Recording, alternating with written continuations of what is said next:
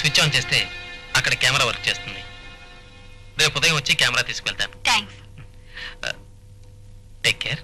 కూర్చొని మాట్లాడడం వేరు. చీకటి పడింది, మీ కబుర్లు తరించి పదండి. అప్పుడేనా? అప్పుడప్పుడు కలుస్తూనే ఉన్నాగా, మరీ అంత బెంగపడిపోతారెందుకు? ఈ బెంగ రాత్రిళ్ళు కళలు రావడం వల్ల, ఆ కళలో నువ్వు రావడం వల్ల, కళ్ళు తెరిస్తే నువ్వు మాయమైపోవడం వల్ల. మీకు కవిత్వం రావడం వల్లే అవతల వర్షం రాబోతోంది. పదండి. సరే.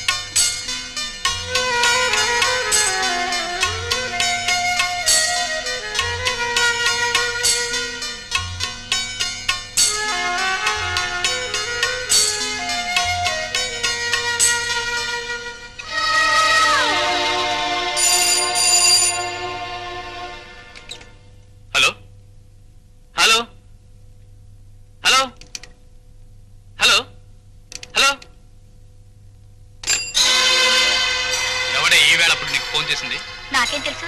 అర్ధరాత్రి పూట ఫోన్ చేసిన వాడి గురించి నీకు తెలియక నాకు తెలుస్తుందా? ఎవడే ఆ కొత్తలవారు? నోటుకొచ్చినట్టు మాట్లాడకండి. మీ బిడ్డకి తల్లిని కాబోయే నా గురించి ఇలా మాట్లాడటానికి మీకు నోరెలా వచ్చింది?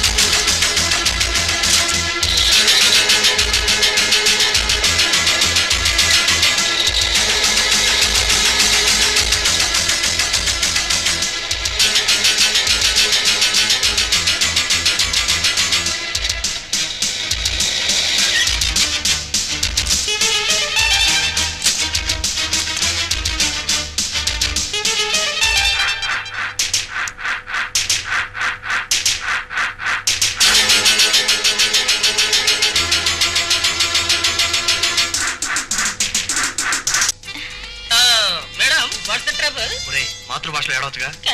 ఏమైందండి? బండి ట్రబుల్ ఇచ్చింది. నాకు టీవీఎస్ ల గురించి ఎక్కువ తెలియదు. నాకు బాగా తెలిసే. అలాగా, కొంచెం ఇవ్వండి, నువ్వు రిపేర్ చేసి పెట్టు.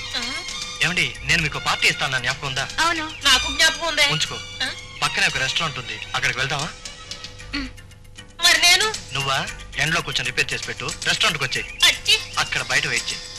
రండి.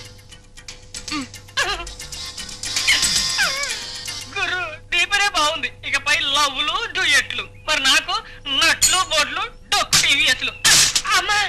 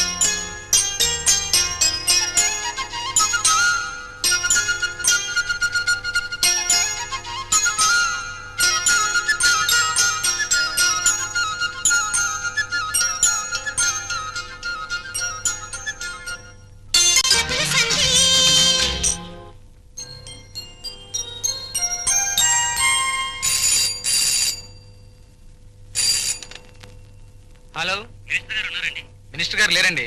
ఎక్కడికి వెళ్ళారండి? అర్జెంట్ పని మీద ఊరికి వెళ్ళారండి. మీరు ఏం తంటాలు పడతారో నాకు తెలియదు. నాకు కావాల్సిందల్లా ఆ ఫైల్ ముందుకు రప్పించి నా పని జరిగేలా చూడాలి. అలాగే నా కాంట్రాక్ట్ విషయం కూడా మీరే చూడాలి సార్, ప్లీజ్. ఇదిగో, నిజాయితీ గల మంత్రిగా, ప్రజానాయకుడిగా ప్రజల్లోనూ ప్రభుత్వంలోనూ మంచి పేరుంది నాకు. కాలం కలిసి వస్తే ముఖ్యమంత్రిని కూడా అవుతాను. ఇలా గవర్నమెంట్ అప్లికేషన్స్ లో ఇరికిస్తాం మంచిది కాదు. మన ముగ్గురు మధ్య ఇన్ని వ్యవహారాలు వాటాలు ఉన్నప్పుడు మీరు ఈ మాత్రం సహాయం అన్నా చేయకపోతే ఎలా సార్? ఏం చేద్దామయ్యా, సీఎం అసలే చండశాసనుడు. ఆవిరిస్తే పేగులు లెక్క పెట్టేస్తాడు. చెయ్యి చక్రం చూడకుండా జాతకం మొత్తం చెప్పేస్తాడు. నేను ఏదో తక్కువ అని కాదు కాబట్టి నెట్టుకొస్తున్నాను. చూద్దాంలేండి. కానీ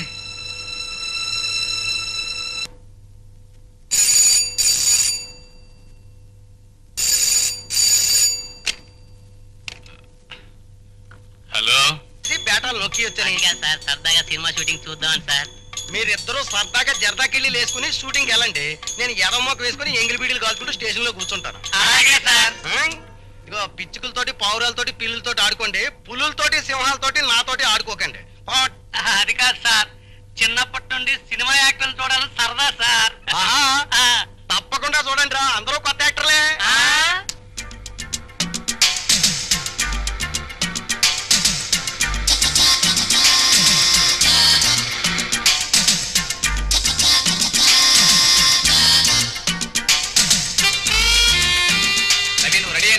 రెడీ సార్, 1 minute. రాము, అక్కడ వైర్ ఉంది, తప్పుకో. బాలు, బుల్లెట్ రియాక్షన్ కి బ్లడ్ కెమెరాకి తెలియాలి. బుల్లెట్ పేలగానే వెంటనే రియాక్షన్ ఇవ్వండి. పేలిన తర్వాత గంట సేపటికే వద్దు. చాలే బాయ్. కెమెరా స్టార్ట్ చేస్తే మీకు చెయ్యుతాను, అదే మీకు సిగ్నల్. ఓకే. ఆ క్లాపీ బాబు. టేకన్. Start camera, action.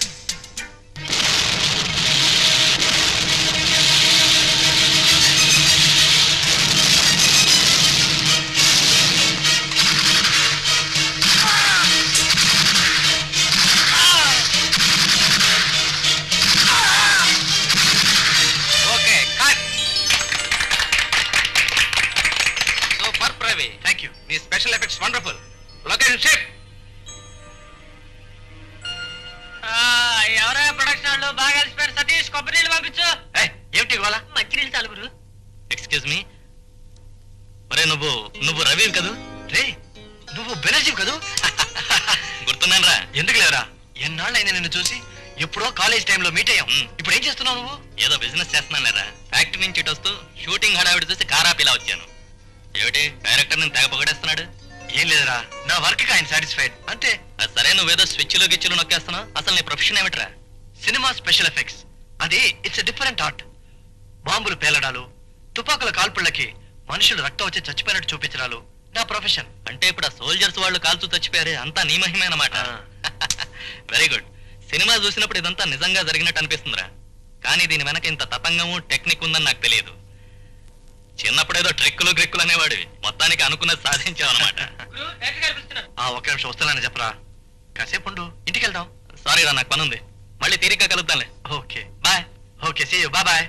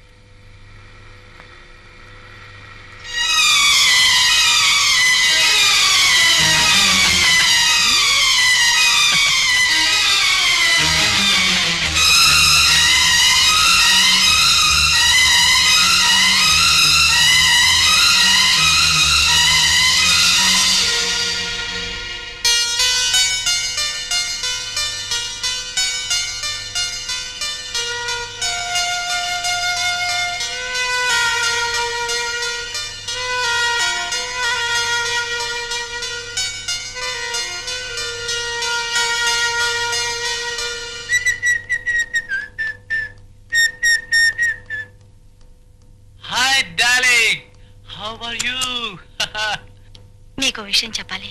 మనసుకు నచ్చిన అమ్మాయి ఏ విషయం చెప్పినా నాకు ముద్దుగానే ఉంటుంది. Come on tell me. నేను తల్లిని కాబోతున్నాను. Good news.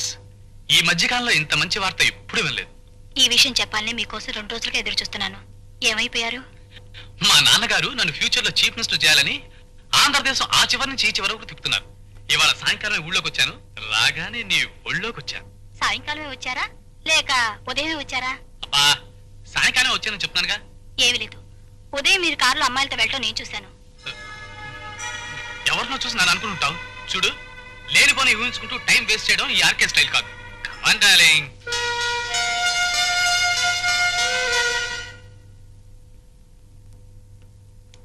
Hello, yes, Priyadarshini videos.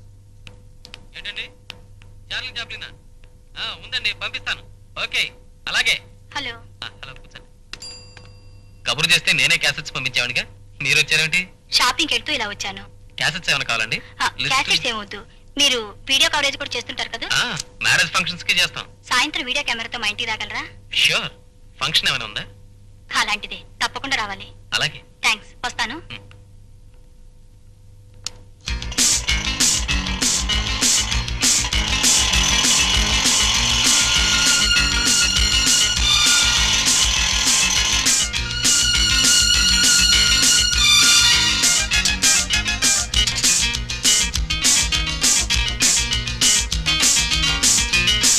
మరి కెమెరా తెమ్మన్నారే?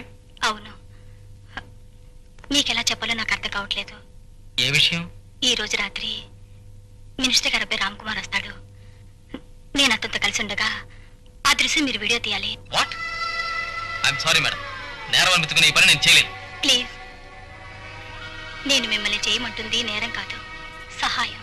ఏమిటి మీరు అనేది? మిమ్మల్ని నా అన్నయ్యగా భావించి నాకు అది చెప్తాను. కొన్నాళ్ళ క్రితం నాకు మంత్రి గారి కొడుకు రామ్ కుమార్తో పరిచయం అయ్యింది. నేనే తన ప్రాణం జీవితం అన్నాడు.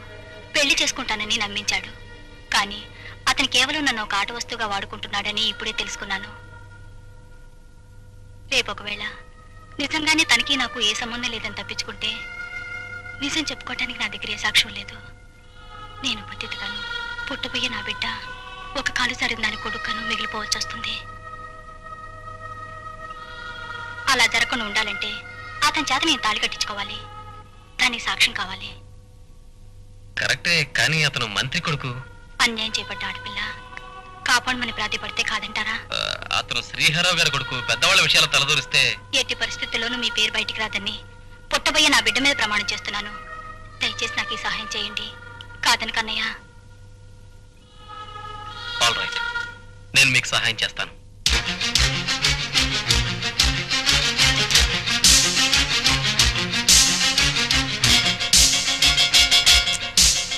రండి.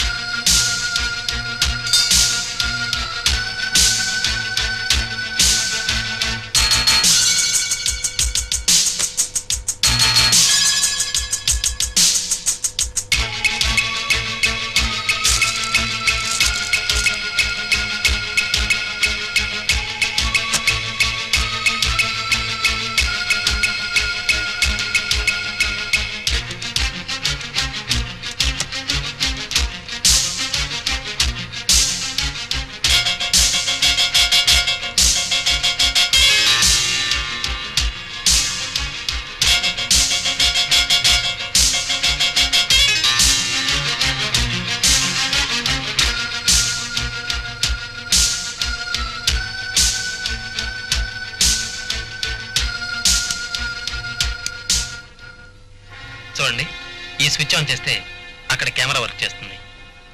రేపు ఉదయం వచ్చి కెమెరా తీసుకెళ్తాను. థ్యాంక్స్. Take care.